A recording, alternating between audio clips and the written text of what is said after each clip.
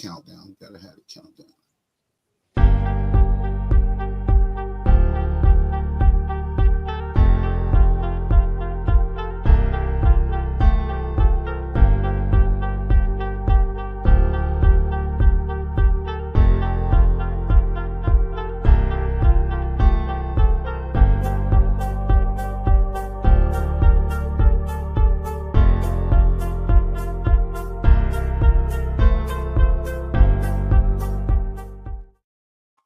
Hey, what's up, guys? We are officially live, man. Hey, listen, welcome to a special edition of Impact Culture, the podcast.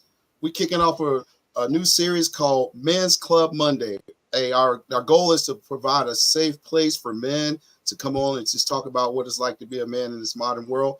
I got some super awesome guests here tonight, man. We got Dr. Kendall Jasper. He is part of Docking the Dude, man. Also part owner of ARJ Community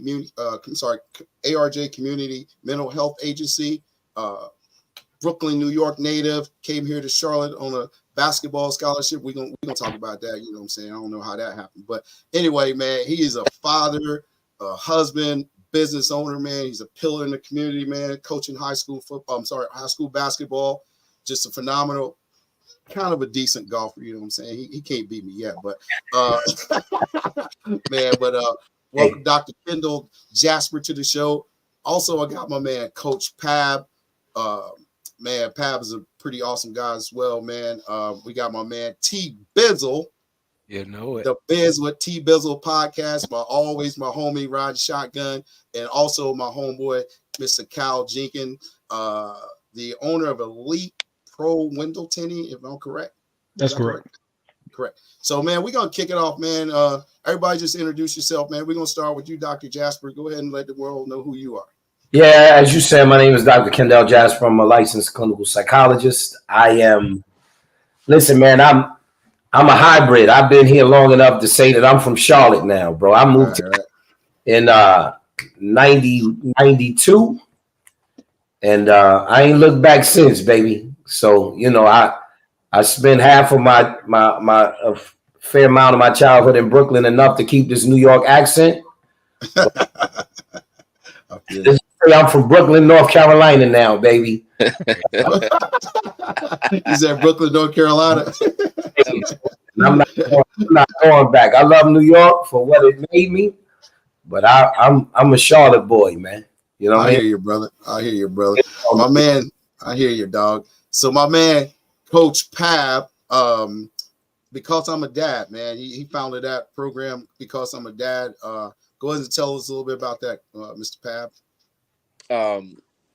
Well, kind of like you said, I'm Because I'm a Dad is just something that I started a little over a year ago, just helping out dads, man, who grew up without their dad, actually learn how to be dads themselves. I didn't know that was a big struggle. It was a big struggle for me when I had my boys. And so, you know, that's pretty much what I've been on, just trying to help. I didn't know dads needed that type of help. Right. Started reaching out to people and found out that was a big thing among fathers out here that don't know how to be fathers themselves. They're struggling with it, don't know who to talk to and things of that nature. So that's how Because I'm a Dad got started, and I'm very, very excited about it, getting men to talk about those type of things. So excited. That's awesome. Love it. That's very much needed, man. There's a lot of men out here, as we talked about the other day. It's a very well needed program, man. So we appreciate that. And then my homeboy, Mr. Cal Jenkins, phenomenal guy as well, man. Father, he's a girl dad, right? Absolutely. Tell us a little bit about your business, Mr. Cal. So I'm in the window tinting space, automotive, commercial, residential window tinting. I've been doing this 24 and a half years. If you would have told me 25 years ago that I was going to be tinting windows for a living, I would have thought you were crazy. But it's been an absolute blessing. Helped build one of the larger companies actually now in the country, but at the time it was local. Had to branch off on my own because I was just missing everything with my kids. And, you know, being a girl dad, it was like there was nothing more important to me than being around, not just being a provider, but being Right. that guy that they see and they can lean on and trust and talk to, and try and give them a footprint for what they should be looking for out in the world. So my girls straightened me out, because I wasn't always on the straight and narrow, but my girls, man, they they woke me up pretty quickly. Hey, them But girls got a way of doing that. yeah, it's been an absolute blessing, man. They play volleyball. I haven't gotten to the coaching world yet, but I'm knocking on that door as far as in the volleyball world. But I'm the tech dad. I record everything. I'm at all the practices. I'm just there for whatever they need. So it's pretty dope. There you go. So, and last but certainly not least, my homie, my shotgun rider, Mr. T Bizzle, man. Tell us what about the biz what T Bizzle was all about, man. Hey man, the biz with T Bizzle is just all about the business, man. That's it, man. We're gonna have a lot of fun, and we're gonna talk sports, we're gonna talk entertainment, pop culture, whatever it is going on, man. We're gonna get to it, man. It's not gonna be a messy platform. We're just gonna have a lot of fun, man, you know. That's what's But up, man. started this thing this year, man, and I'm going with it. I appreciate you, up, bro. Man. Oh, doubt, man. You know how that go, bro. We always gonna ride. So, Dr. Kendall Jasper, man, let's jump right into it, man. Tell us a little bit about what you do, man, about with the mental health space. Tell us about that. First thing I want to say is Cedric the Entertainer stole another comedian's joke. I'm just if you do it, I can do it, bro. So, man, I always wanted to help people. It led me to either wanting to be a doctor or a lawyer, a promise that I made to my mother years ago. And quite honestly, I stumbled into psychology. I was just worried about being an athlete and a socialite in college. And, after my sophomore year of college, I didn't choose a major. I was undecided. And the manager or the administrator from the basketball program called and told me that I had to declare a major. I was going to be ineligible. And quite honestly, man, I was in my room playing Mortal Kombat. Brutally honest. Sounds good. On me and my homeboys on the Super Nintendo. And honestly, I asked her, I said, well, what do you think? She said, well, you've already taken like 2 or 3 psychology classes. What about psychology? I was like, psychology it is. And I hung up the phone. And the rest is history. You know what I mean? I graduated with a bachelor's degree in psychology, received my master's and PhD from UNC Greensboro in clinical psychology, received a license to be able to practice, see patients, do psychological evaluations, supervise other mental health professionals. And 20 years later, I am the owner, clinical director of a comprehensive mental health agency that employs about 40 people. And also I still have my private practice, but I do a lot of this type of media work, whether it's podcasts or syndicated radio around health and wellness, specifically for African Americans. Man, speaking on that, man, how from your perspective, how important is mental health awareness in African American community, man? So, well, I think that it's the cornerstone of any community. Quite honestly, I think that we continue to underestimate the importance of healthy lifestyle, healthy living that starts with your mind. Mm-hmm. I think that we have a way of jumping automatically to exercise and your vital signs and how important your blood pressure is and your pulse and your heart rate. But we don't stress as much the importance of what are you doing every day to practice, positive mental health techniques, or you're managing yourself mentally. And I think that in the same way that we should exercise physically, we should exercise mentally in various forms, because one really doesn't go without the other. You know, you can be in great physical condition and feel lousy as a person. And vice versa, you can be in great mental condition and physically not doing well, but find yourself feeling like you're healthy in a very way. That's how powerful your mind is. So it can't be overstated and shouldn't be estimated. You know, meditation, you know, techniques to strengthen sort of your process, the way you manage your perceptions of reality and your opinions and thoughts and how they impact you emotionally, and your thoughts about that emotion should be at the top of the list. Thanks. Yeah, I agree with that, man. I was, you know, we've all gone through some things, man, but I found that meditation, man, was a key for me. You know, that helped me with a lot of awareness, get to know who I was as a person, learn to, you know, deal with what I wanted to accept and what I wasn't willing to deal with, man. And it's really changed my mind. I went down to the beach and trained a football team, and every day I made an intentional to go to the beach and meditate, man. It's something about the water that's very common, man. I left there a whole nother person, man. So let me ask you other guys, man, what's some of the things you do, guys, to kind of ensure your mental health's intact? Let's start with you, Kyle. So I was actually, while you were talking, it's funny. I speak about this a lot with friends, that what you said is so important, especially in the Black community, because I think Philando and I talked about just the trauma that a lot of us have experienced in various different ways. Now, it's not all bad. I mean, like terrible, but it is a form of PTSD, I think. And then for the mental side of it, for me, I realized that it hasn't been talked about as a cool thing, so to speak. It's as far as men, we don't lean on each other in that facet because it's not looked at as being manly. And then we become adults and we don't know how to deal with the mental side of it. So what we do is we do external things, where it's the gym or what have you, to try and get rid of this stress. But like you said, what you've done, Dr. Jasper, is ultra important, because you're creating a platform for us to be able to get this stuff out. Like, I've been dealing with a psychotic stepdad, not knowing my real dad till I was 26, still dealing with issues because of that situation with my mom, which I still struggle with because she's still here. There's a lot of people that don't have their mother anymore, but I don't have a good relationship with my mom based on that situation.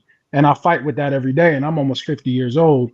So to have that type of platform to give gentlemen like myself, who, you know, I'm trying to teach the next generation that I brought into this world how to have a strong mental side. I've got to figure that out myself. So it's a lot. I've gotten into a little bit of meditation lately, but more importantly, with my wife has actually helped me open up and actually talk about these things, because it was never I never felt safe to talk about this stuff, especially amongst my peers, because, you know, we like to joke on each other and things of that nature, and it could be a serious situation, and we don't want to talk about it because we don't want to be made fun of. So I think as we get older and we create those safe spaces like this podcast, like this is a safe space to at least try and get this out and bounce things off of other gentlemen and feel okay with it. I think these types of opportunities are really going to help people, you know. I think Philando's probably. Yeah, it's good. Just keep it going. The other part of this is, as I've gotten older, and you know, my research when I was going through the process, I really focused on, you know, what were appropriate treatments for African Americans, in particular African American adolescent young men, right? Mm-hmm. Seem to be diagnosed with things like conduct-related disorders, ADHD, 3 or 4 times more than any other ethnic group, right? I think the other important piece to this is there's a subtle subconscious lean on us as Black folks in these United States of America, that lends itself to trauma that we don't necessarily recognize. Our collective experience is based on a consistent reminder of our place and standing in this country, which impacts esteem, confidence, access to resources, all of those different things that it would seem to me that if you recognize that, then again, you have to treat your mental health as paramount. Because even if you're, you know, walking this life and quote unquote living a regular lifestyle, at some point, the media, the television, the sports, something is going to remind you of who you are as a black person in this country. Mhm. And that absolutely plays on your health and your mental health and your wellness in that space. If you can think about the imagery and the negative imagery that you probably didn't even recognize until you were older, that's helped to shape you as a person, you now are engaging in some form of corrective action to say, wow, I didn't even recognize how racist or subliminally negative that was towards who I am in this country. You know, and I think that sort of this ongoing anxiety and ongoing anger that we may have exists from an early age in a space that even sometimes we aren't aware of. Well, I'll tell you, I have this. I don't know where it comes from, but if I go to especially deep-rooted southern states or areas, my daughter had which is funny because this city is actually run by African Americans, but Savannah, beautiful, beautiful city, but Right. because of the history, I had anxiety almost the entire time I was there, walking around where the ferry is, where the monument is, where the slaves were sold. Some of the trees, the way the trees are, the homes that still look like plantation homes. I have a huge issue with that. Like it's not. I understand what the history it is for what the history is, but for some reason it's very triggering to me. And it's like what you were saying. It's a constant reminder of what we were once looked as and how we still are at times, and it's very difficult for me to deal with. Mm. Wow. I You know, apologize, guys. I feel like I'm frozen. that alone is enough to process in some form of a group or in a therapy session. Those types of concerns and issues are alone to be able to talk to somebody objectively and say, hey, I need to be able to get this out and express this. So I don't walk around anxious, angry, Mm. feeling like I have to be someone different or two times as good to be able to get the same opportunities. Mm. You know what I mean, things that we've learned all of our lives. You know, that alone is enough to say I should be able to talk to somebody who professionally can handle what I'm putting in front of them to help me navigate and manage it. And then you go on top of that, being able to achieve, being a being a son, a father, a husband, you know, all of the other things, you know, a good employee or a good entrepreneur, all of the other things that can create a level of stress in your life. Yeah, it's a lot of hats for sure that we got to wear. Yeah. No doubt. Hey, Pablo, jump in there a little bit, man, and give us a little bit about how you Well, got started and what you got going on, sir. well, I know growing up without my father, growing up in the inner city as we call it, the hood and all that stuff, you learn some things real quickly. Uh, but it, once I became an adult and I had my first son, was when it really started hitting that all of the childhood, I guess you call it childhood trauma that I had Mm. been through and made it out of, it was nerve wracking, and it for me, when I found and started, when I put God first, not Mm. trying to be spiritual on y'all, But that's how I got my life kind of went the other way quick. And I learned prayer, and I learned to get my own time, to find my own peace, so that I could be prepared to be the head of a household. You know, got to take care of that wife. You got to take care of those kids. And so it was more so it wasn't just about me. And so it's almost like I had to kind of grow up fast. Mm. Because once I realized, okay, I'm supposed to take care of this woman and these children. I'm supposed to lead and guide them. But I ain't even ready myself. And so, my time spent with God, reading, studying, and praying and learning how to lead has really, really changed my life. Because I used to be an angry guy, Mm. violent guy, but once my boy came, something changed. And so, and it made it easier for me. And I know a lot of people think I'm laid back, which I am now, because Violent guy. I'm prepared. I'm You looking. know, one, I which got a I couple am people now. in front of me I'm looking at, and so that's what I worry about most of the time.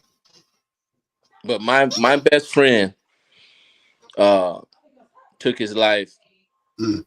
some years ago, and that floored me. Hmm. We was best buddies, talked every day, did everything together, and then all of a sudden, just like that, Mm. and that's when I started wondering, why was someone that's doing so well, has a wife, kids, doing so well. This is me looking on the outside. Mm. Just all of a sudden do that. I didn't see any signs, didn't see nothing. And that's when I started wondering about people's mental capability. That's why I started hearing about mental health and things, because I didn't really know what that was. And so that floored me. And from that point on, I've been really about why people get in that type of mental state, and how I can help someone get past that or get out of that.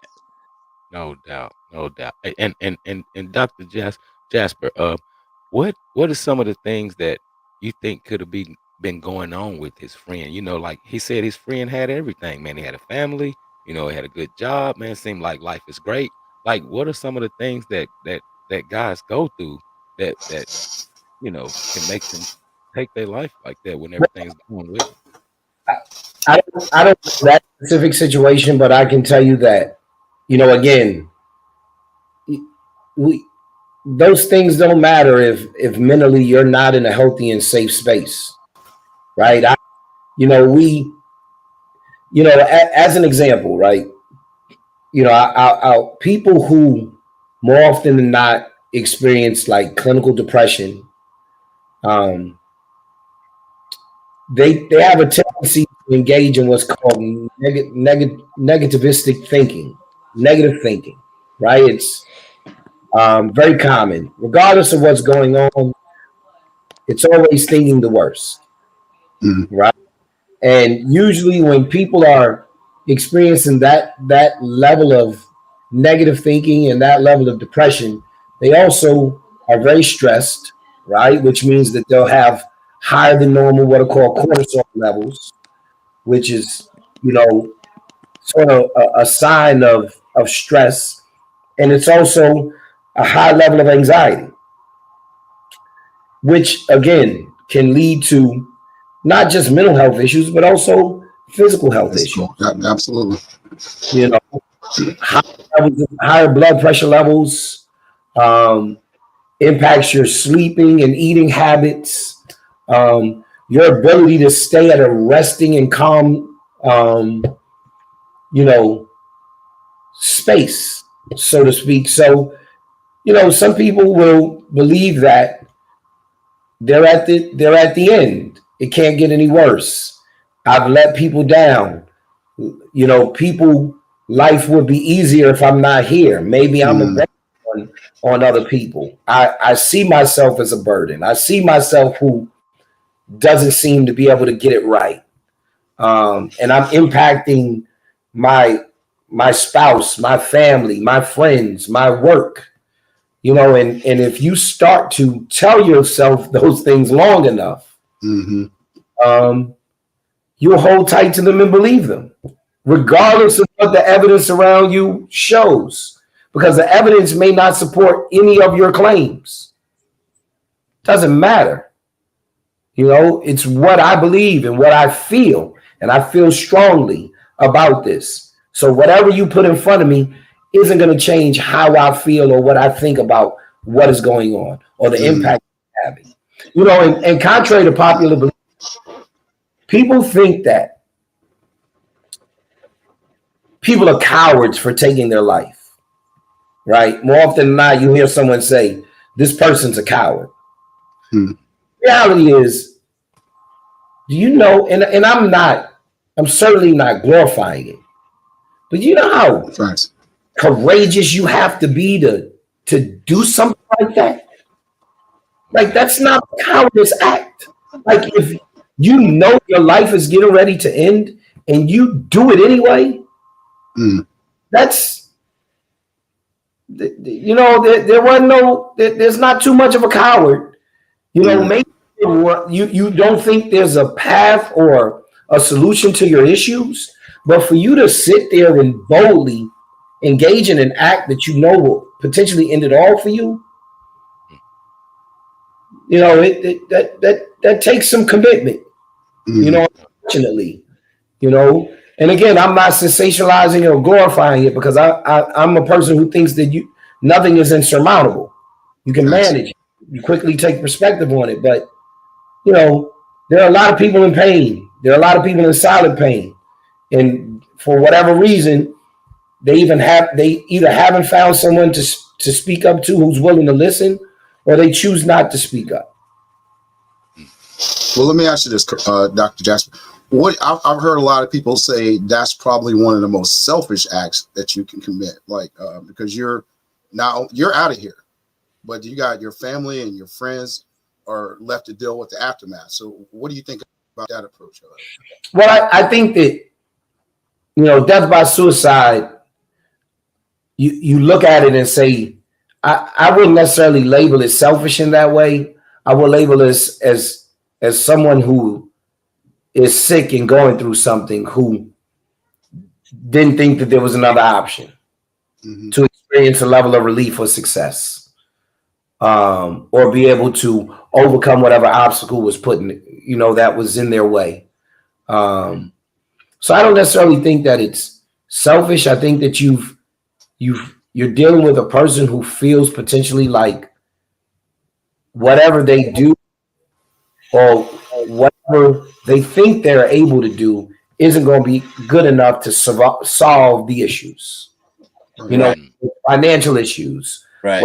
Marital issues, whether it's issues with relationships with their siblings, children, parents, whatever the case may be. They've gotten to a point where they don't believe that they can execute a plan to help alleviate the issue, the concern. And sometimes when someone says, I just feel like people would be better off without me, that's them in a negative way saying, I don't have any value. I'm not adding any value to this circumstance. And although we're dealing with tough issues, the tough times don't last. How committed will you be to be a tough person to get through those tough times? Right. But it's also important that people check in with each other. Most guys on the phone know, like, every now and again, I will ask you how you're doing. Like, what's up, bro? Like, I randomly, what's up, bro? You was on my mind. How you doing? I'm just calling to check up on you. There's a reason for that. Right. Because we've got to be able to check in with each other, because you never know. That one question could lead to, okay, man, I'm glad you called me, bro. Like, man, I got to tell you, fam, it's been kind of heavy for me lately, man, and I don't know what to do. Right. And I just need a perspective. I need to figure out a solution. Like, I need to find somebody to talk to. Boom. Okay. I got you. Like, what's up? Holler at me. And if I can't help you, I'm going to turn you on to somebody who can. Right. There you go, man. And that's lost, man, with our culture, man. We tend to think that we can be able to reach out to anybody And I mean, it's just plain and simple, man. You just can't tell anybody anything. So that's where most brothers get like get shelled off.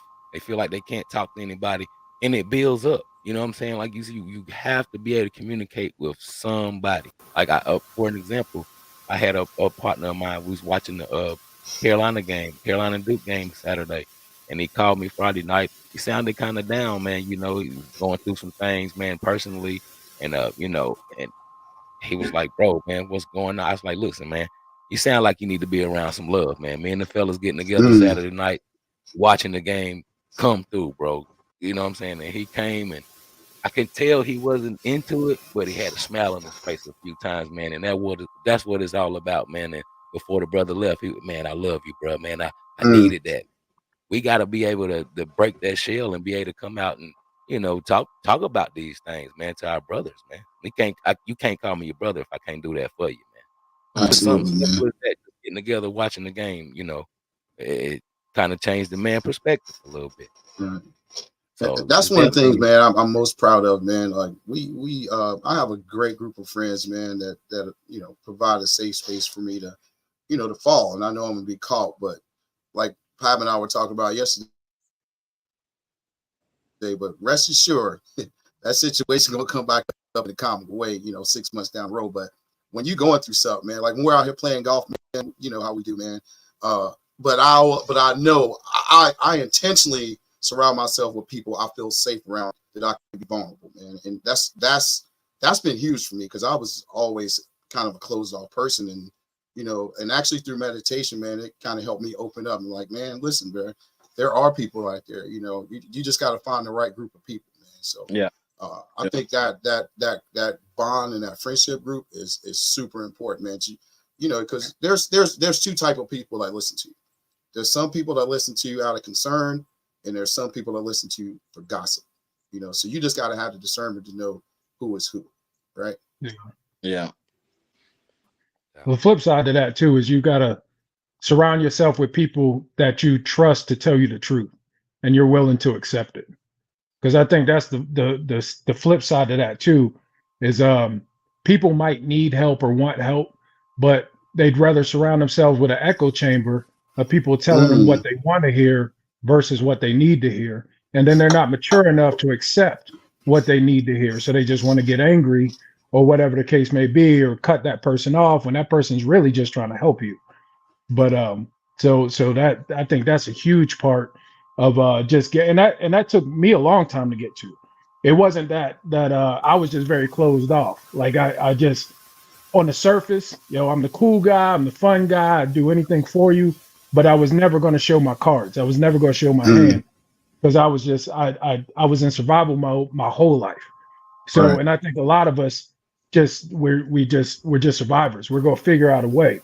I was never on the brink of taking my own life or anything like that. I mean, shoot, if I had to give myself a shot, I couldn't even do that. So there's no way I could be, that guy to take my own life. But I got to a point where I realized that I couldn't continue to just hold on to these things. And I had to find at least one person that I could talk to who would tell me the truth. And then from there, I could start to unpack certain things. I still think I need to see a professional to really, really deep dive some stuff. But at least I'm taking the right steps as far as letting somebody tell me the truth, and me being willing to at least accept that and work on myself from that. Wow. Yeah. That's good. And Cal, being a father, how many girls do you have, Cal? I got two, one soon to be 14, and an 18-year-old freshman in college. Oh man, so kind of go into the importance of being a strong, a dad, being a strong Black father in those girls' life, with all this, this craziness going on right now.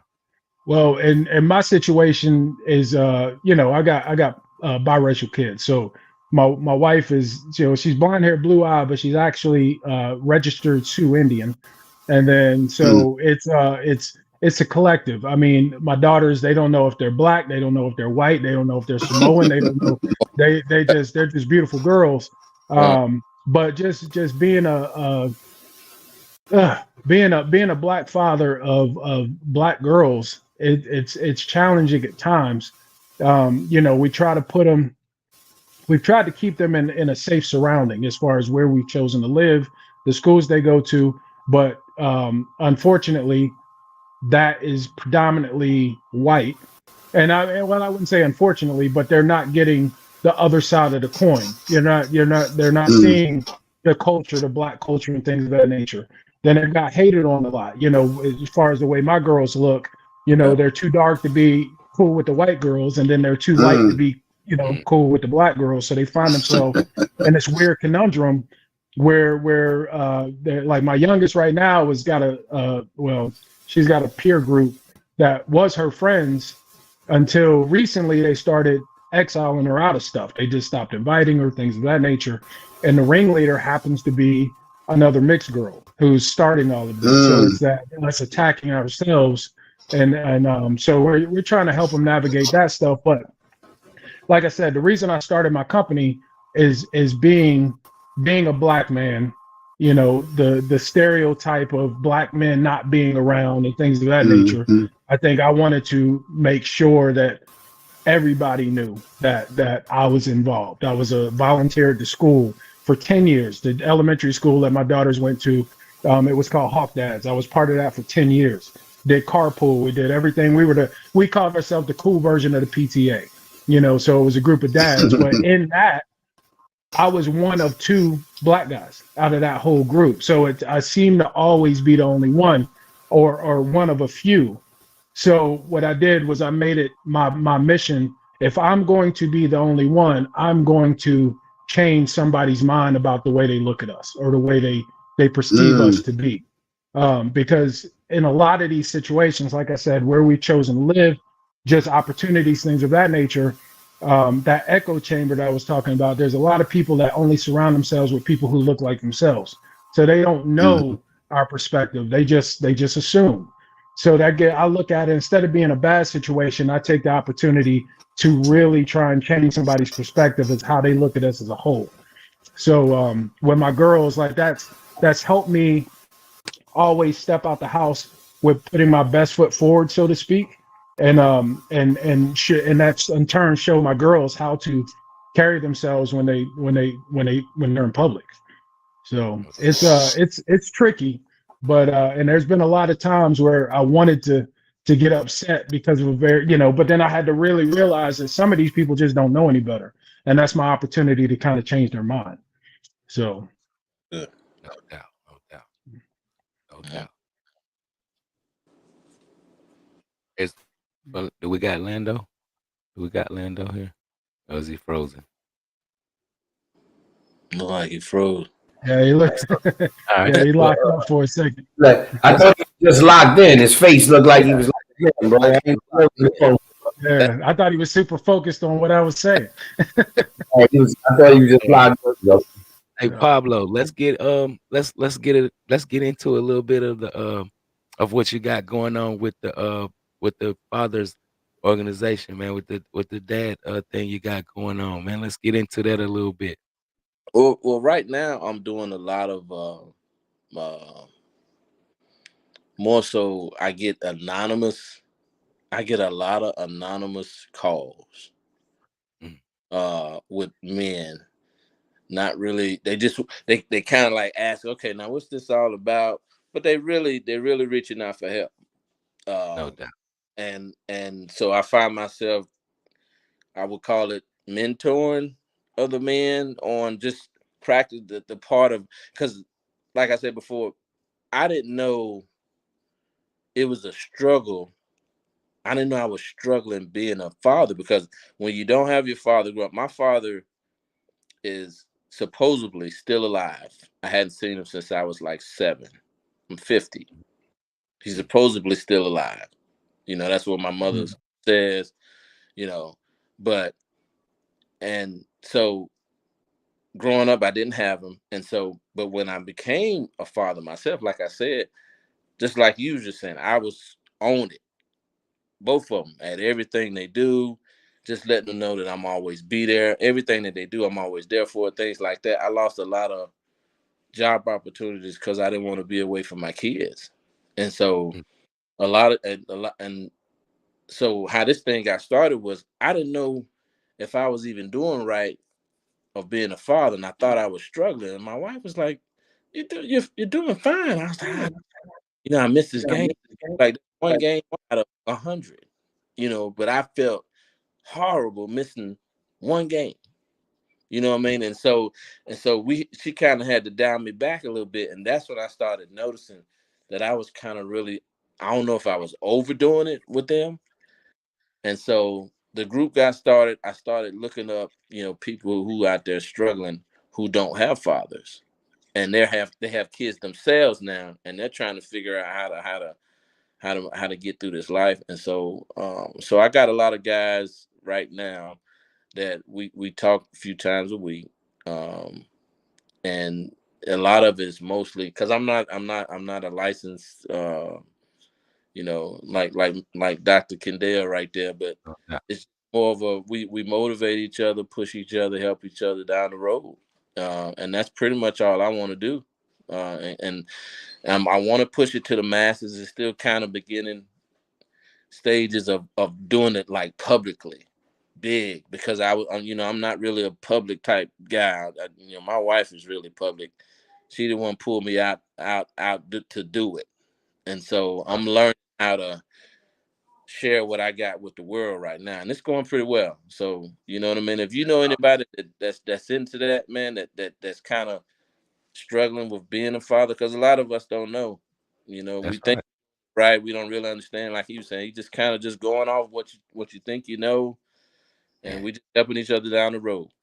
no doubt, man. I was one of those fathers, man. I was a 17-year-old father, man. I had no clue what I was gonna do. And I've never met my father before. So I kind Right.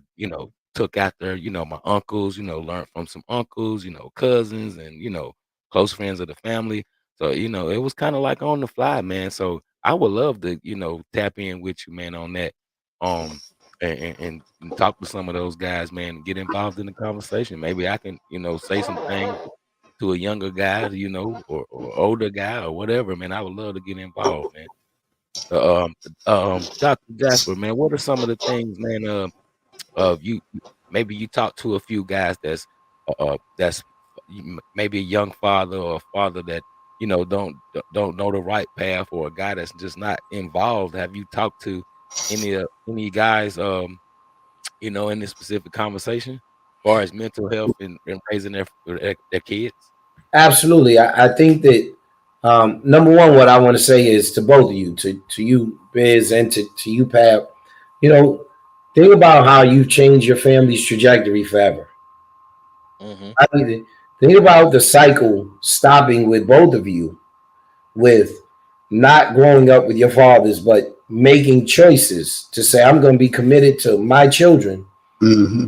and how that then will impact your children when they become parents, in particular your boys, when they Yeah, become parents. It's rare that young men who grow up with a strong father figure or presence in their life go on to be poor dads themselves, or fathers who aren't involved. It's a rarity because they almost feel a sense of guilt associated with the fact that I'm not giving my kids the same opportunities and presence in their life that my dad gave to me. Mm-hmm. Mm-hmm. Right? Psychologically, it impacts me different. And you also have to think about the role that a father plays. Like, there's a certain confidence and safety that comes with knowing my dad is standing behind me. Mm-hmm. Feel me? Like, yo, homie, I'm good. My father right there, bro. Right. My Right. daddy right here, homie. Like, you know what I mean? He's teaching me how to be a man. But if I turn around, he always got my back. He right here. I don't care how far out I go in the field. All I gotta do is yell, and he like, yo, I'm right here. Where you at? Mm-hmm. there you Mm-hmm. go. There you Right? go. There's a total different mechanism and process that goes on when you have strong men in your life, in particular your father. Mm-hmm. Right? But what I would tell them is what I would tell anybody. right?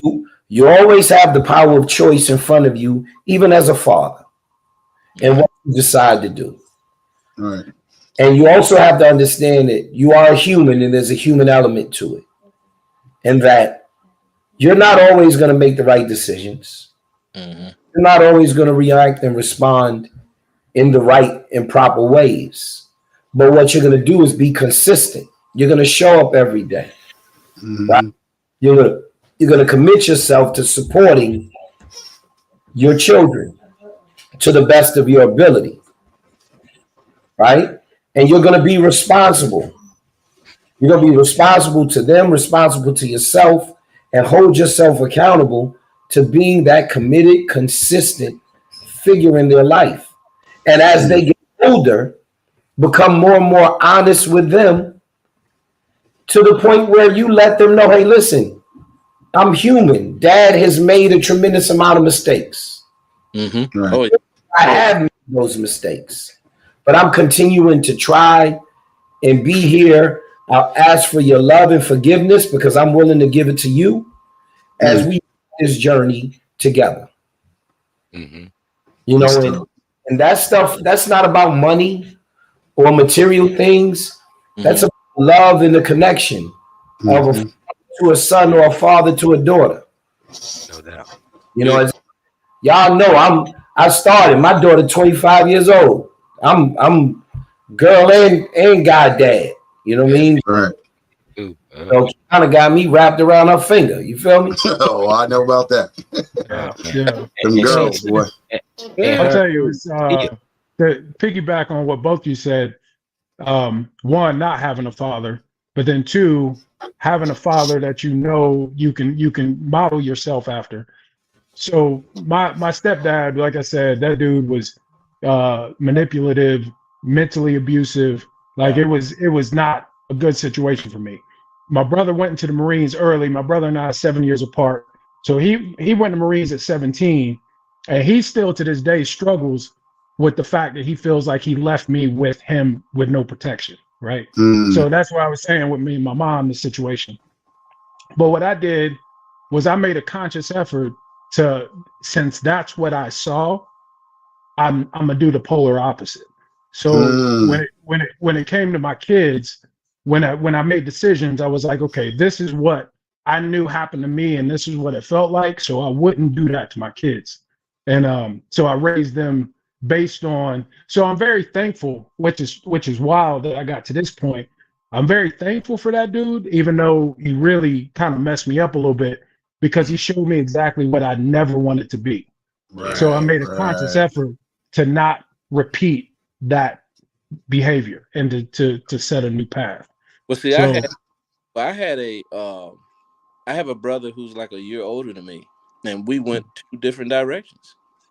Like I chose, just like you just said, I chose to say I'm gonna always be there for my kids through thick and thin, and my brother chose like the streets and kind of the other way. So he's kind of going through now what we went through. Is like you know, but they love him and things of that nature. But he's struggling now because he's almost taking that same path that my dad took, and I'm, you know, and it's amazing that we both were in the same house. We saw the same things, and we just, you know, decided. I said, I'm not doing that. I'm going this way.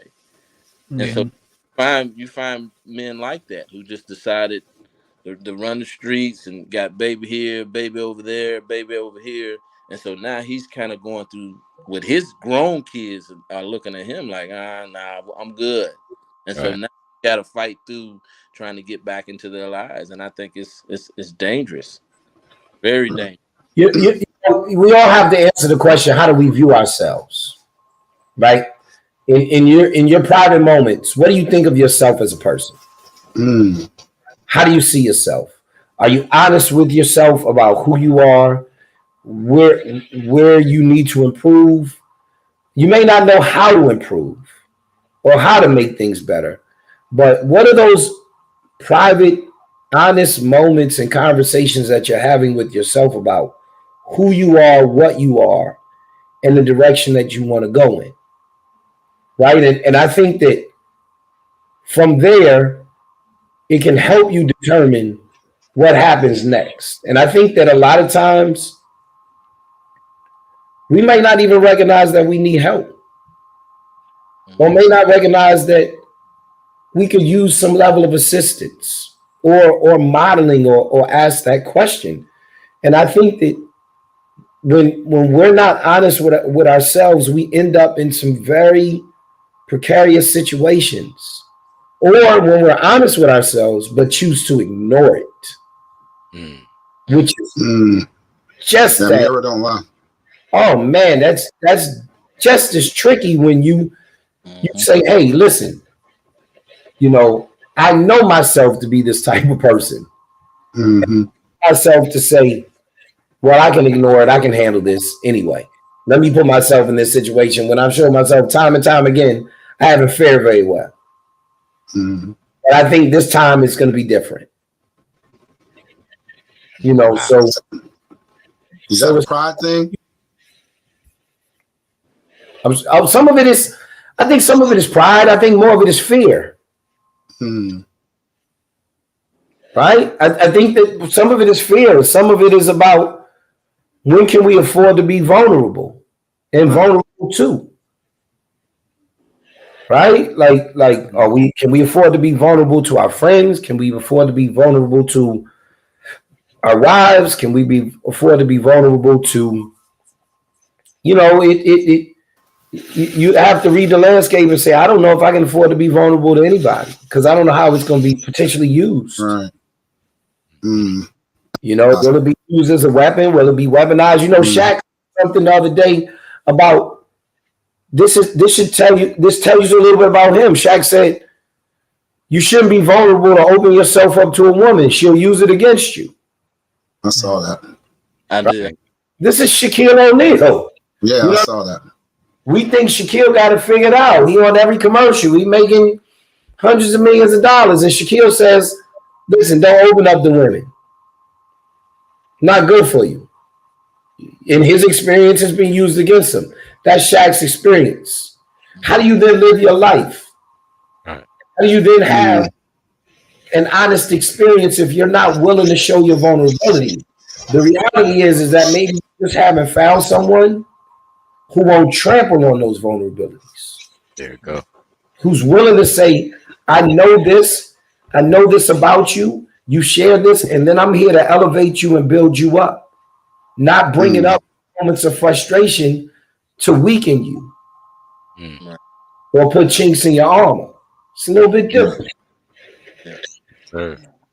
Let me ask you guys this. I know Tony, Pab, Kendall. It's ironic that, given our situations where we grew up in, I grew up without my biological father. I've probably seen him 5 times in my entire life.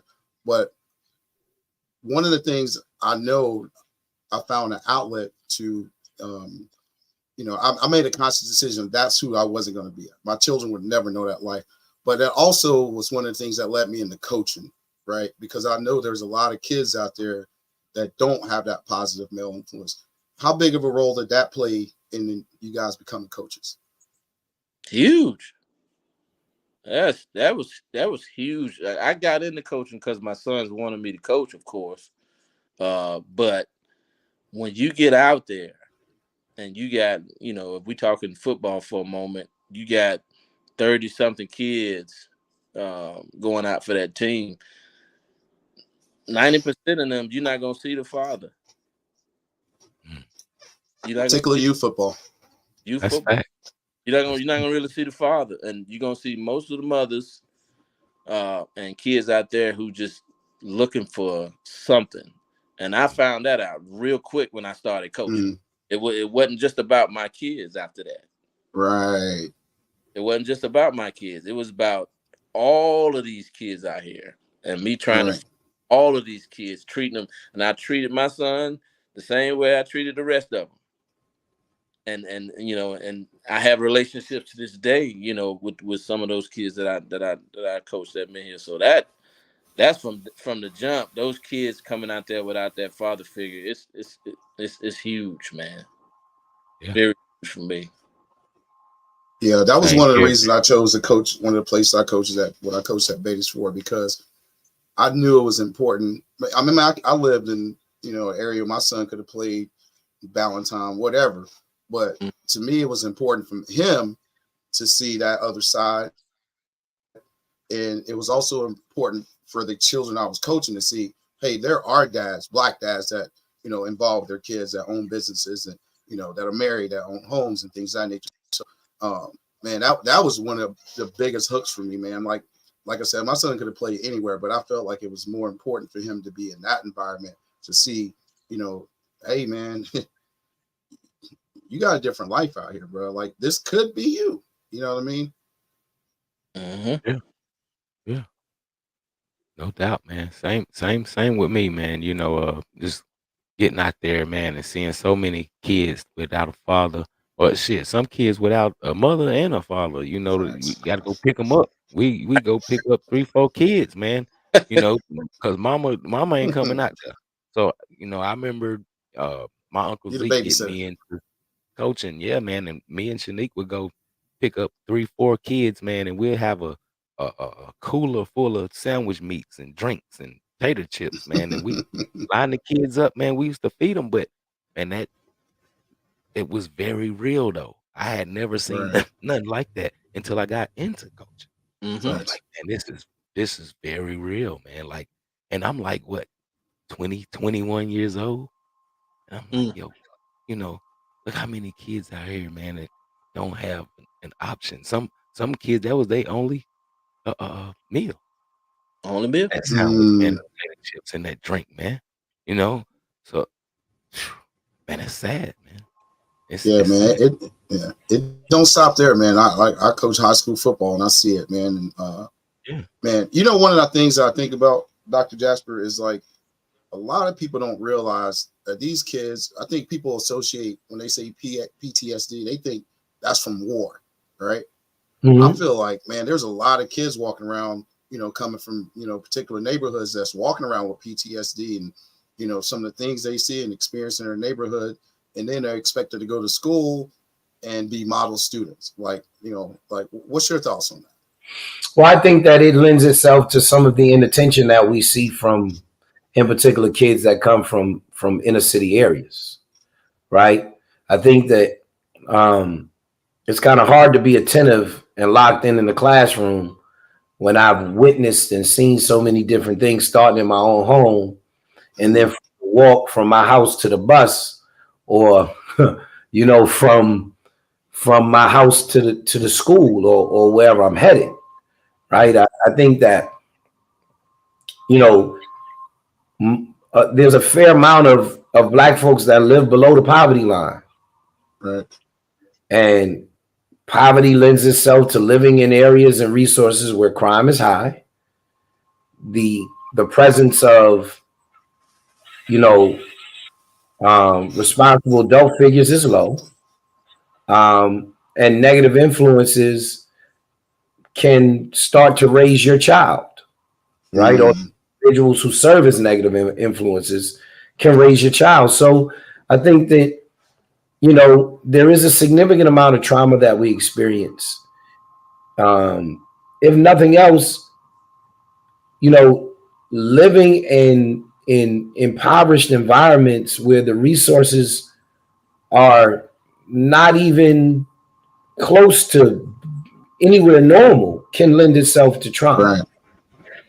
Right? Like growing up without lights, growing up without meals, on a consistent basis, growing up to have to fend for yourself when you're not even old enough and fully developed to make certain decisions, and you're having to stay home at 8 and 9 years old by yourself. Mom's got to work 2 or 3 jobs just to keep the lights on, or to bring home a meal, or you may be 8 or 9 taking care of a 3 or 4-year-old younger brother or sister. So I think that, and you're not always making the best decision, but expected to be more responsible than you are. So some of your childhood is taken from you in that.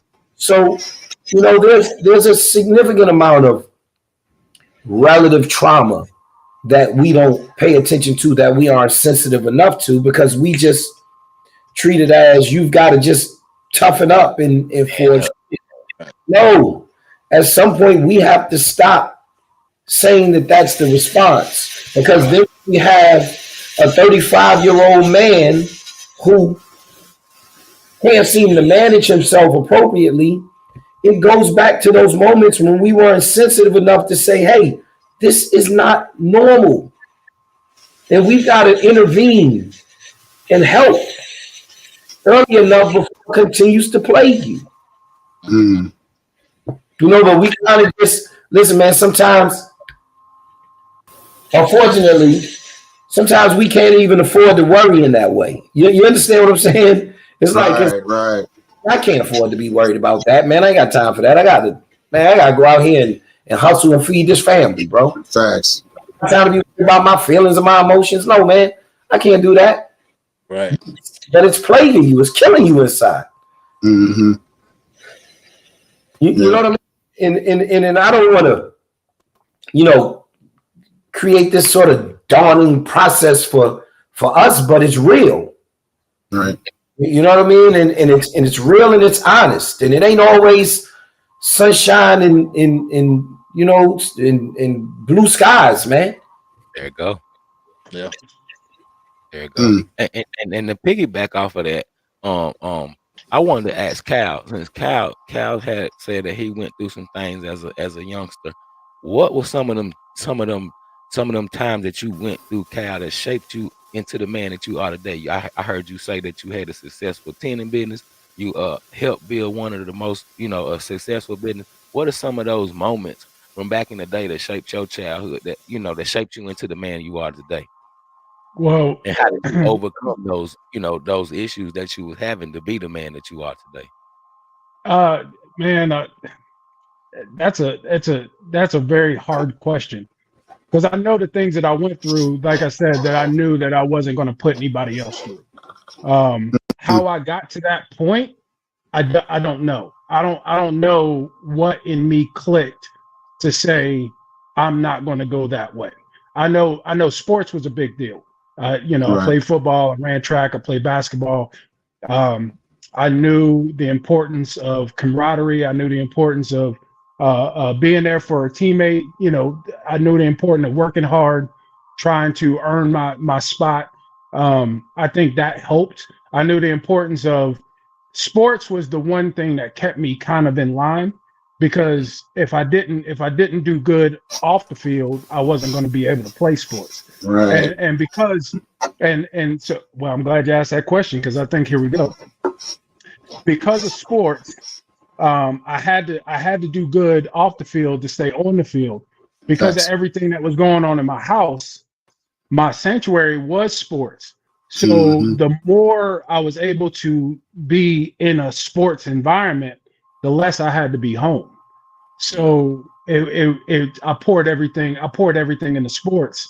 So there was times, just to give you a cliff notes, if I got a bad grade, you know, most kids, you know, they might be in trouble till the next test, or they might be in trouble, you know, whatever, normal week or so, or whatever the case may be. Now it's lose your phone for a minute. Then it might have been you can't use the phone, or you might not be able to go out this weekend. If I got a bad grade, I was on restriction for 6 months at a time. So, and that wasn't That's just, severe. wow. It was no phone, no TV. Don't ask. If I asked to go out, or if I asked to do something that tacked time on, it was like traumatic like that. So it was like when I was in a sports environment, that was the only time I was free. I felt like I was locked up all the time. So when I was younger, I get off the bus. When I was in elementary school, I used to live in Providence Square. I get off the bus. I didn't have a key to the house, but I wasn't allowed to go in anybody else's house. So I would have to sit outside and wait on somebody to get home. There was times that I sat outside. I get off the bus, you know, elementary school at 3:00, and there was times that I would sit outside until the sun was down, until somebody got home to let me in the house. and I wasn't allowed to go in the neighbor's house. There was times where it was raining outside, and I'm on my back patio underneath the shed just to stay dry because I was too afraid to go in somebody's house because I knew what would happen if I went in somebody's house. So the that's why there's these, when you said like Pablo was talking about him and his brother went two different directions. I'm very fortunate that I didn't choose a different path because I don't know how ugly it could have gotten. But I'm very thankful for the coaches I had and the sports that I was able to play, because at least that gave me an opportunity to be free, and understanding that feeling let me have in real time, this feels good and this doesn't. So let me not do this or model that at all and focus on this more. So I'm sure there's many more layers to that I tell my wife all the time that I probably need to see somebody and really talk to get it all out and figure it all out. But I live my life now. I tell a lot of people, find things that bring you joy. That doesn't necessarily you don't need anybody else for. You find something that brings you joy that you can do by yourself. Try to do that as early in the day, every day as you can, and set your day up for success, because you've invited that positive energy into your life early on in the day. And then my other thing is I just try to do the right things with the right intentions. So if all of us have those crossroads, every day that we come across, sometimes it's two good decisions, sometimes it's a good and bad, sometimes it's two bad decisions. And you have to figure out the one that's going to work the best for you. And with that, I always lean back to do the right things with the right intentions. So that way I'm not trying to manipulate a situation to better myself. I'm not trying to manipulate somebody else to better myself. And with that, I can sleep at night, so. That's huge. Pab, that seemed to touch a nerve with you, man. I see you over there shaking your head, man. You want to chime in on that? No, I mean, I like what he's saying, and he keeps saying, I probably need to go see somebody. Right. Yeah. Well, but at the same time, he's actually letting it out right here, which is great. Okay. He's sharing, awesome. And somebody is probably going through or have went through the same thing that you went through, and it helped them in a major way. Because we did grow up a little different, and so I just like what you're saying, and I like the fact that you keep saying that you're making decisions to go the right way.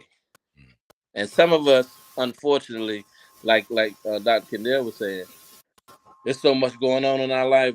It's like we don't have time to make the right decision. It's so much bad around us that we just keep, and we think that's the way it's supposed to be. And we keep making bad decisions after bad decisions because that's all around us. And the fact that you even have now, you're making a choice to say, no, I'm going to do this instead of this. That's amazing. You can see it. That's all. You see the right decision. You have a little time to make it, so you're making it. And I love it. I love it. And I appreciate it. It's been a long road. I'm sorry to cut you off, brother, but it's also like different era. Like I salute the brother because this era, what he went through growing up, he'd had a pack and a pistol outside of, what I'm saying, somebody's neighborhood. You know what I'm saying? So I salute you, bro, for, what I'm saying, be even tough enough to go through that and persevere and become the man that you are today, bro. I salute you, man. I appreciate you opening up. Yeah, and I'll tell you one other thing I do is I believe that everything that was given to us is a gift. I mean, some of it might not feel good, but it was gifted to us by God, right? This is just the way I feel, not to get ultra religious, but I believe he gifted it to us because we were strong enough to actually make it through whatever that situation is. And the gift isn't actually for us. The gift is us to learn the lesson so we can actually help the person who might not be strong enough to get through that same situation. So like this platform can reach a lot of people that we might connect with that we might not even know, because our shared experiences can affect somebody in a positive way because we were strong enough to get through those and they don't know how to. So I think that's I just look at life that way. Like all the negative things or what people would perceive to be as negative, for me, man, the glass, I try to always make sure the glass is half full in some way, looking for that silver lining. Because if not, it can be a spiral really quick to a dark place. And we've all been in bad situations. And if you take a minute to tap into how you felt in that moment, hopefully it's like putting your hand on a hot stove. You're gonna go the opposite direction. Hopefully, unfortunately, some people don't do that. They keep touching the stove, keep touching the stove, keep touching the stove. I was very fortunate to know, man, that damn stove is hot. I don't want to touch it again. So, No doubt. No doubt. So, Dr. Kendall, man, being in, and Philando also, he works at, with the high school kids. Sure. You guys both work with the high school kids as well. Can you almost point out some of the things you can see straight through some of these young men, right? Can you point out some of the things that that you can talk to these young fellas that you talk to your young fellas about at the school? I know you get into it with them, or conversation wise. So what's some of the things that you lean on you to let these little fellas know out here, man? Because like I said, man, Cal could have picked up a pack and a gat. This is the pack and the gat era.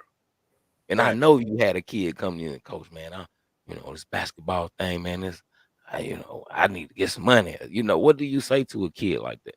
I try to, as much as possible, talk to them about being patient with the process, right? And the importance of falling in love with the work, and not just the work to become better as an athlete, but the work to become better as a person and as a student. And also an understanding that every day isn't going to look the same. And some days are going to be better than others, and talk to them a little bit about, some cliche-ish things like peaks and valleys and climbing a mountain. And although you're in a valley, you may be closer to the top of that mountain. You just are going through a low point as you're on the journey to what you're trying to achieve. It's difficult because a lot of it is centered around instant gratification.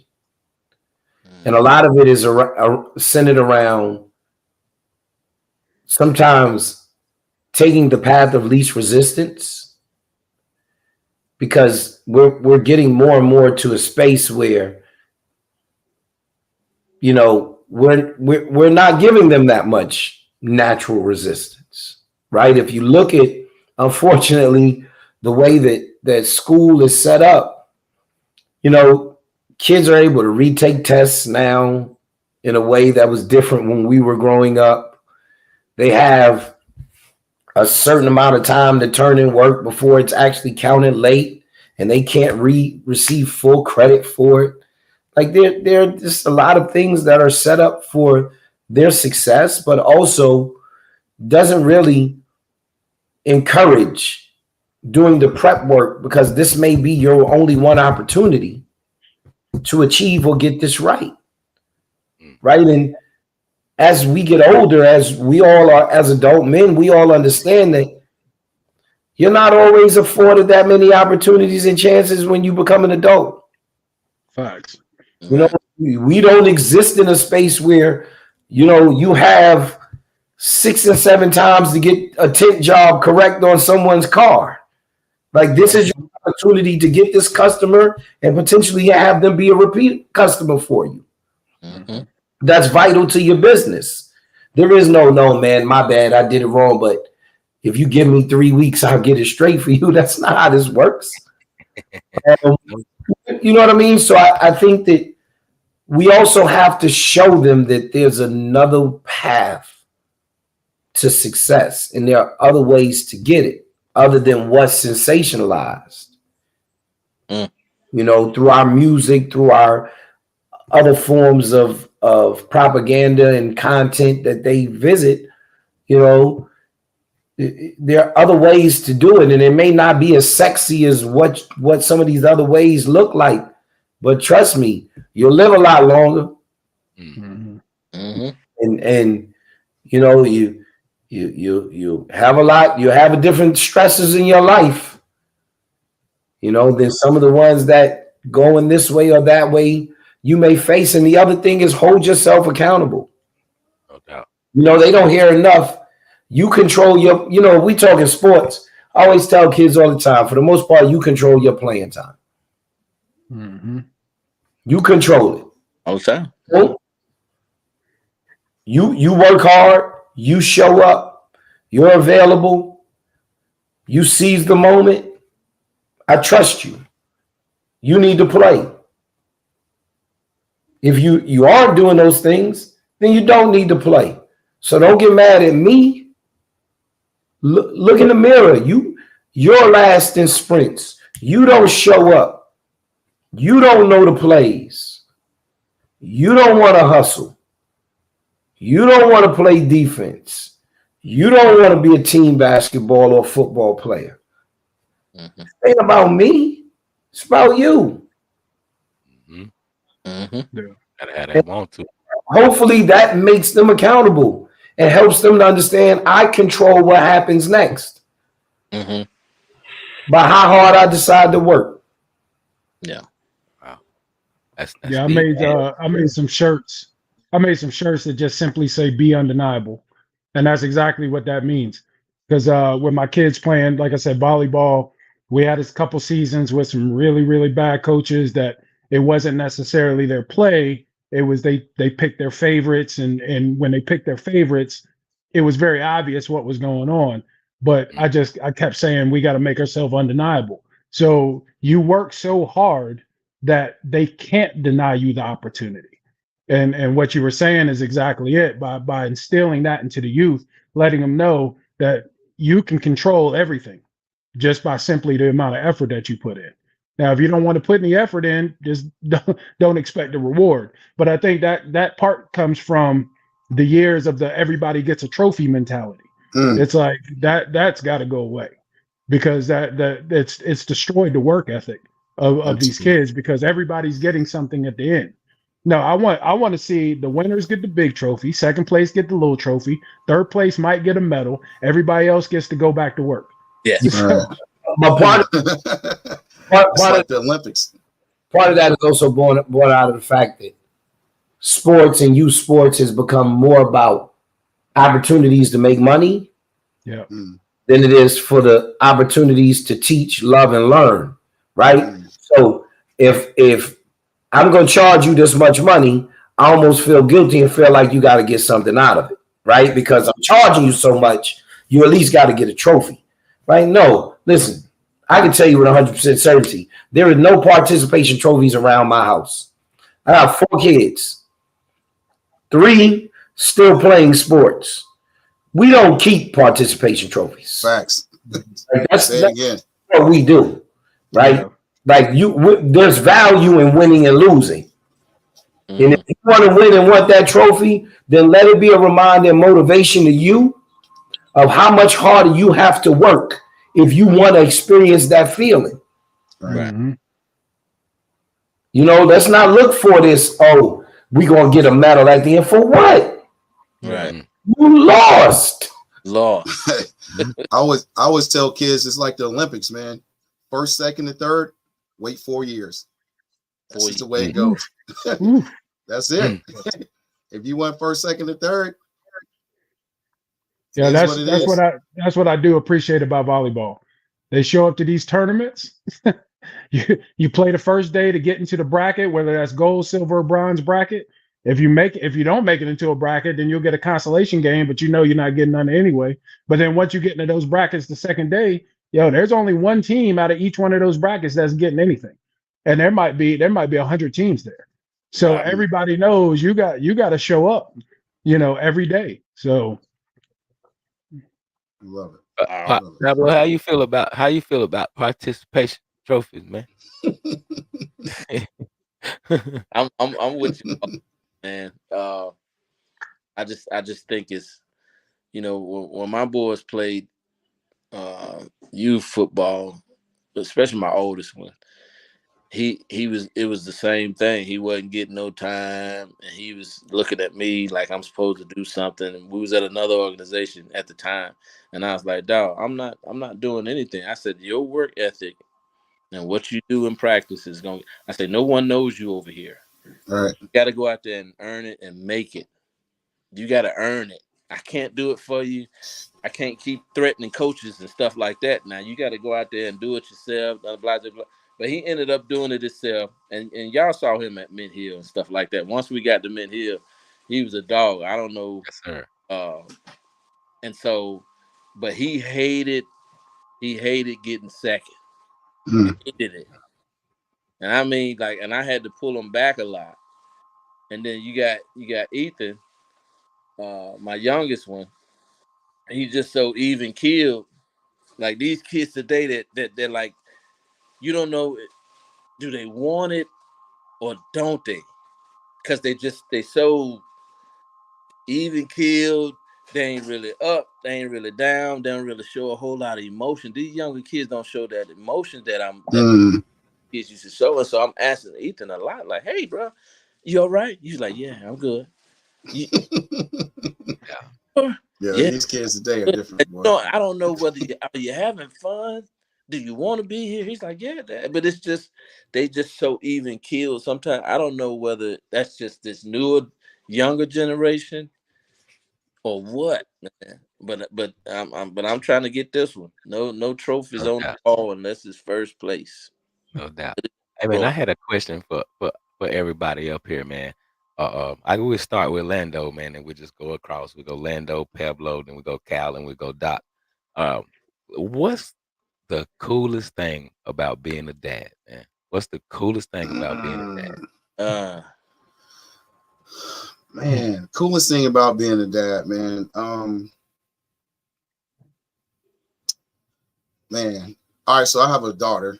Coolest thing about being a dad, a girl, what do you call it, girl dad, man, is that you get to shape that, man. You get to be that hero, man. You get to be the example of what she should look for in a man, right?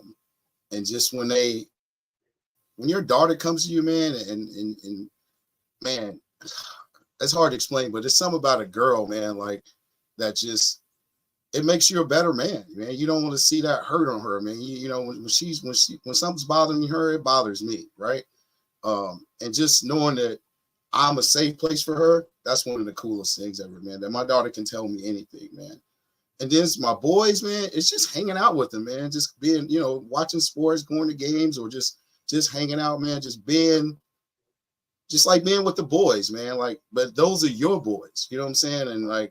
And you get to lead them, man. And man, it's just like, yeah, man. To boys, it's to me the coolest part is just hanging out with my boys, man. You know what I'm saying? Just kicking it, man. Not even doing anything, man. Just cool, just kicking it. And then when you see them accomplish things, man, that they set out to do, like one of my greatest joys, man, is watching my boy play football on Friday nights. Man, NFL, none of that compares to that, man. Even when I competed, man, and was winning, there's nothing compares to me watching my son light it up on the football field, man. That's one of the coolest things ever, man. And then my boy Jackson, man, he's just like you said, Pap. He's so laid back, man. He's mature beyond his years. He's just a cool cat, man, and we can just kick it, man. So to me, it's just like being that safe space for your daughter and just being able to kick it with your boys, man. That's the coolest thing to me about being a dad. Yeah. No doubt. well, Pablo. well, I think the coolest thing for me, like my boys is 22 and 17. And I think I'm starting to notice that my oldest do a lot of things like me, and I don't Mm. haven't even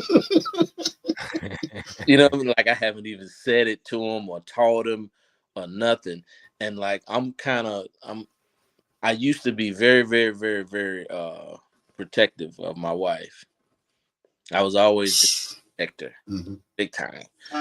And I'm starting to see like him do that to his mother. Right. And like I be somewhere else and they don't know I'm listening. He's like, where you going? He's talking to his mother. Well, where you going? Well, why are you wearing that right there? And I'm just, Oh, so right. this is my oldest talking to her, like, and he calls her every day and stuff like that. And they really close, but I'm starting to see a lot of me Mm.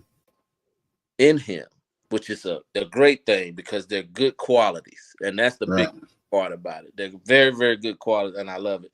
Now, my youngest, with him, the fact that he just he's okay with being who he is.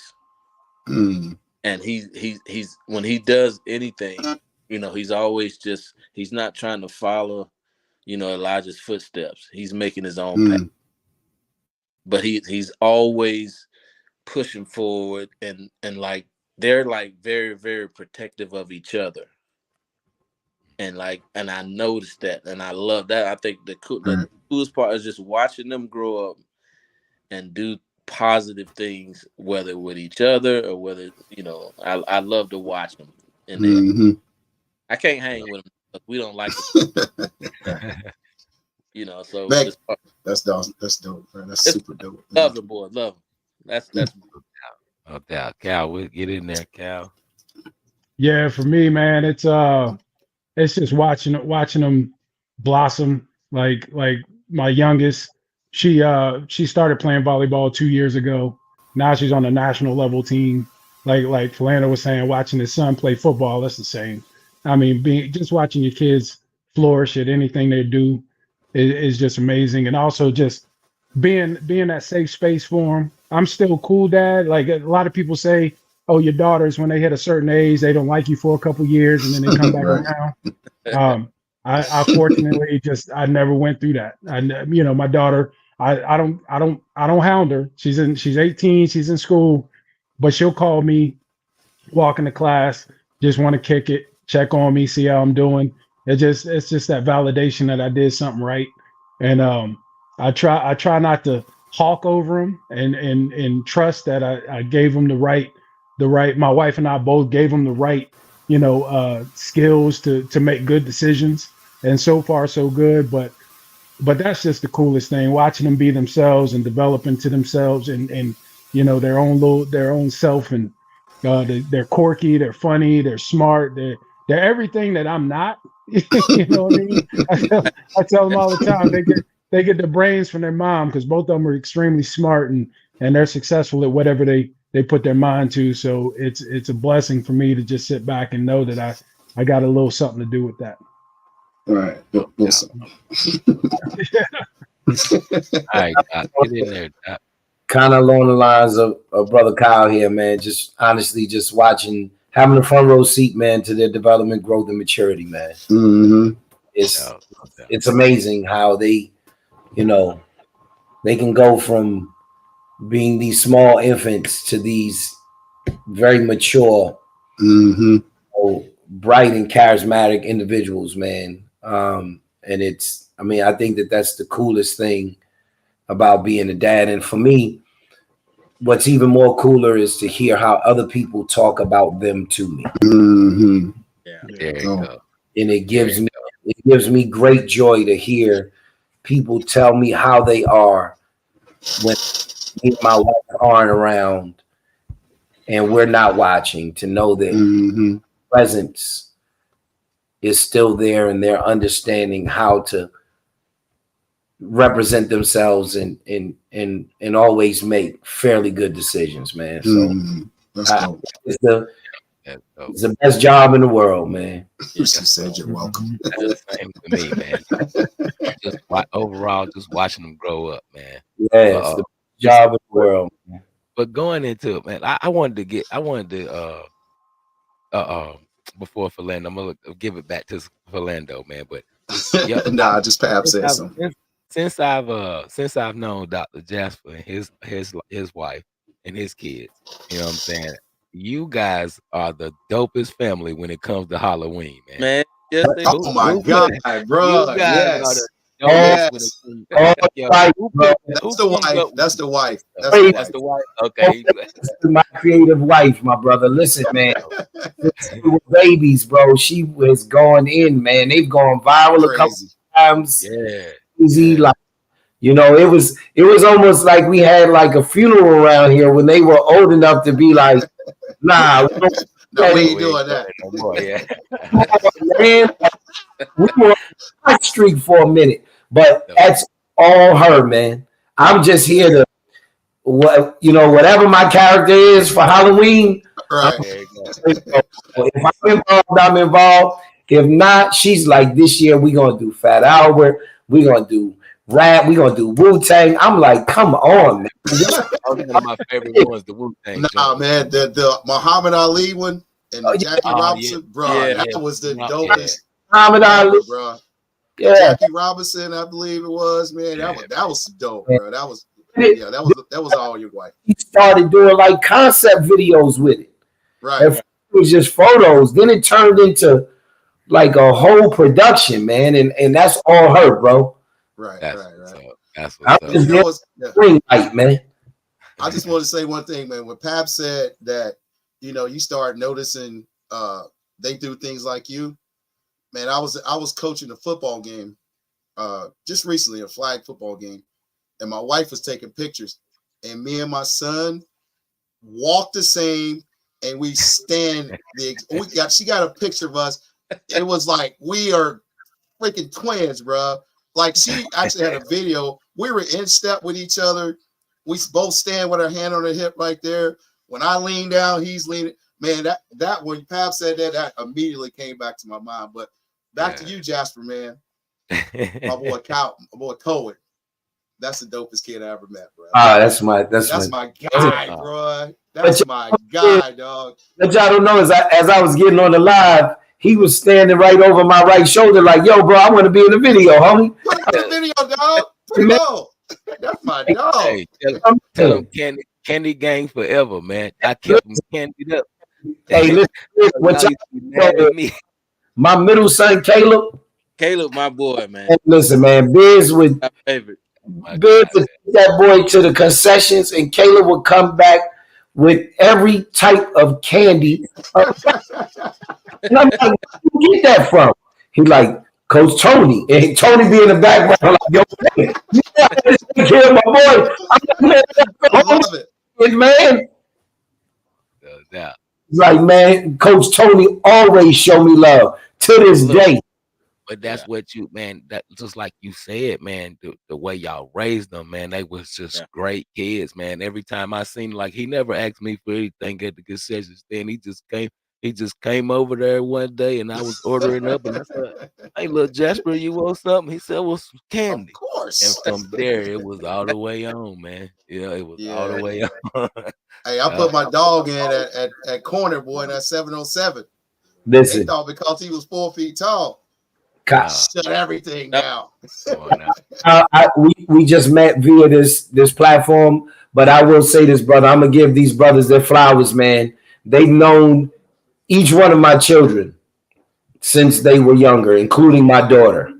And this myth that strong and great black men don't exist here to help their communities is just that, because these three brothers are a testament to the idea that they have accepted the responsibility, man, to help take care of their communities, man. Each one of them has taken care of children, multiple children, right, who are not their own, and treat them as if they are their own, including mine, brother. And I couldn't be more grateful that I've come across these men and the models they've been for my children and for me as a man.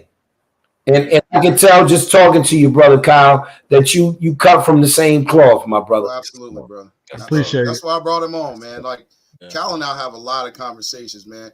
Cal's one of my dudes. Like, man, I could not talk to him for 6 months. We get on the phone. We just talked on the phone the other day for like an hour.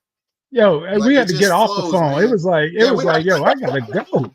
Yeah, like, but that's what you need in your life, man. You need brothers like that, man. Like, it just goes without saying, man. I can, like what we talked about the other day, Pab. You got your 6 p.m. friends, and then you got and Kyle will put me up on that. You got your 6 p.m. friends, and you got your 3 a.m. friends. And I feel like all you guys are my 3 a.m. friends, man. Like, yo, if I hit you up at 3 a.m., yo, bro, where you at? What's going on? I'm on the way. You know what I'm saying? And I think we all need that, man. And I think I know I'm very fortunate to have that with you guys, man. So I like you said, give you flowers, man. I give you all flowers, man. I salute you guys, man. I appreciate you. Yeah, appreciate you. Love it. Well, brothers, it's been amazing. It's been real. Absolutely. Like I said, man, I created this Men's Club Monday, man, because I did want to create a safe space for us to come in and just be vulnerable and just talk, no judgment, man, just all, advice, and just, sometimes we just need people to listen to us, man. So there's somebody out there that we touch, man, that's going through some of the things we spoke about. And I'm just grateful, man, that, this is something I'm able to do, man. And, it's a thankless job sometimes, but man, listen, bro, the old cliche, if one person is helped, man, we all did our job, bro. So Absolutely. I salute you, brothers, man. Like, man, listen, let's keep it going, man. Let's keep the dialogue going, brothers. Hey, make sure you invite me back. I want to be a part. You're on the panel, brother. You ain't got no choice. All right, there you go. You got the right in, bro. So, there you go. Hey, man, like I said, man, I'm going to do my best to bring you guys the greatest, the most informational, just informative information, super dope content with super dope people, man. And listen, like I always say, man, I appreciate you guys' support, and I'll see you soon. No doubt. Yeah. All right, fellas, salute.